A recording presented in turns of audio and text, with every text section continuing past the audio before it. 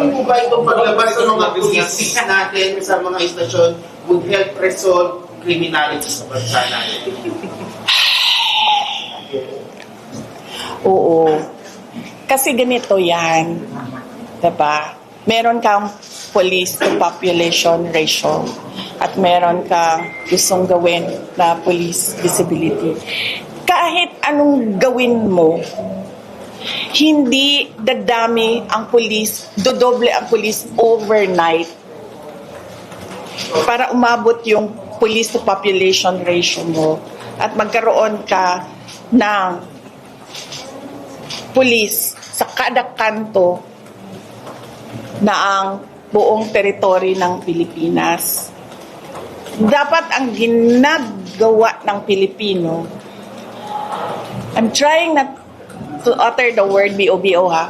Ang ginagawa ng Pilipino, nag-iisip siya. Ang daming teknolohiya na available na ngayon sa market. Paano ko ba gagawin at gagamitin ang modern technology para sa trabaho naming mga pulis? May drone, may robot, may CCTV, napakaluma na yan ng CCTV, at napakarami pang iba na pwede mong gamitin, pwede mong i-harness from the universe para gumaling, gumanda, at umayos ang trabaho ng pulis.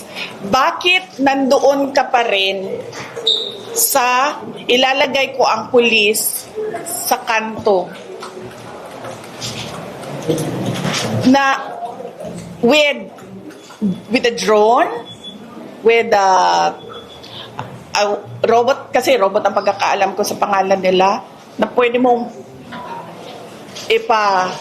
Deploy. ano tawag yan? Hindi, ikalat. Hindi. Anong tawag nung pag ang pulis? Nagro-ronda? Patrol! Yes, sorry. Pwede mong patrol, hindi napapagod ang drone. So magpatrolya yung drone 24 hours. Yung CCTV, hindi napapagod yan. So yung CCTV mo, 24 hours, bakit nandoon ka pa rin sa ilalagay ko ang pulis na hindi mo nga talaga mahabol yan lahat with your human workforce. So dapat ang iniisip mo how to modernize and leverage the available technology out there to improve the Philippine National Police.